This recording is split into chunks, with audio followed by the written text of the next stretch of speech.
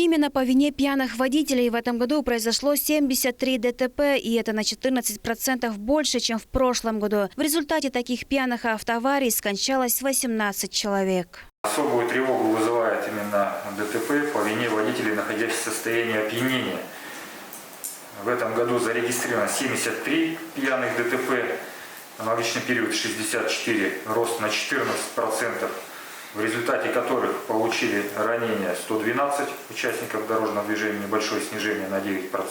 Также по вине водителей, которые отказались от прохождения медицинского свидетельства, мы понимаем, что они тоже находились в нетрезвом состоянии, зарегистрировано 10 ДТП, аналогичный период 11, в которых погибших не зарегистрировано, и 11 человек получили ранения, аналогичный период 19. Превышение скорости – одна из самых частых причин ДТП. В Туве продолжается реализация национального проекта «Безопасные и качественные автомобильные дороги». Благодаря проекту в регионе все меньше убитых участков. Как показывает практика, зачастую на ровной и отремонтированной трассе водителям все больше хочется разогнаться. И, к сожалению, превышение скорости не приводит ни к чему хорошему. В 2019-2020 году в рамках вышеуказанных программ на территории республики в нормативное состояние приведено более 108 километров автомобильных дорог, в том числе на дорогах республики 76 километров и местных дорогах 31 километр дороги. А на текущий отчетный период Министерством дорожно-транспортного комплекса проводится работа на 26 объектах, на региональных 9 объектов, а в Кызылской агломерации 13 объектов. Сегодняшние школьники – это будущие участники дорожного движения. Самое главное – многие станут водителями. Поэтому очень важно ключевые знания прививать с детства. Так, в школах республики в рамках дополнительного образования функционируют кружки юных инспекторов движения. Так, за этот год мы провели 4 республиканских конкурса с охватом 8246 человек, 10 выездных информационно-просветительских мероприятий по безопасности дорожного движения с охватом 1263. Республиканские 4 профилактические акции по безопасности с охватом 20 тысяч человек.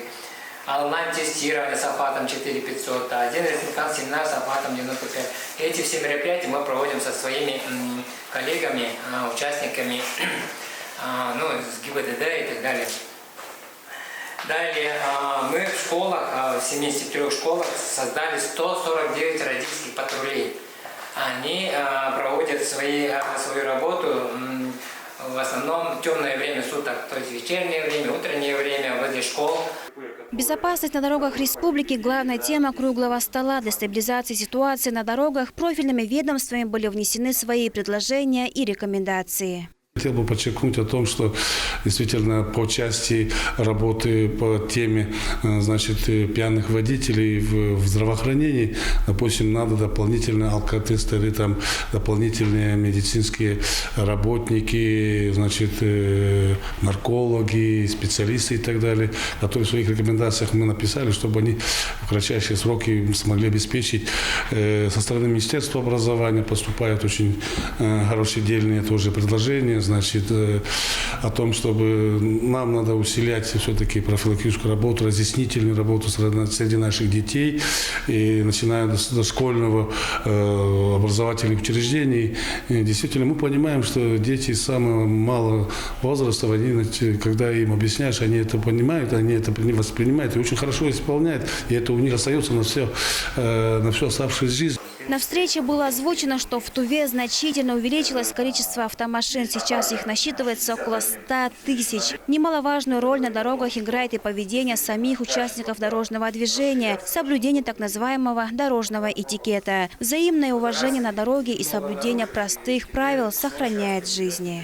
Хочется подчеркнуть, что очень много людей получают серьезные травмы вследствие того, что они не пристегиваются. Поэтому в качестве предложения по снижению травматизма я бы хотел все-таки, может быть, Андрей Васильевич, проводится работа по увеличению количества камер на дорогах. Я раньше, когда был руководителем травмцентра, у нас совместные мероприятия всегда проводились, акции какие-то, обучение первой помощи на дорогах. Подобное, наверное, надо продолжать. продолжать. За 8 месяцев этого года на дорогах республики погибли 68 человек, причем 43% всех автоаварий зарегистрировано в Кызыле. Айрасат, Владимир Суртюк, Ангар Оржак, Тува 24.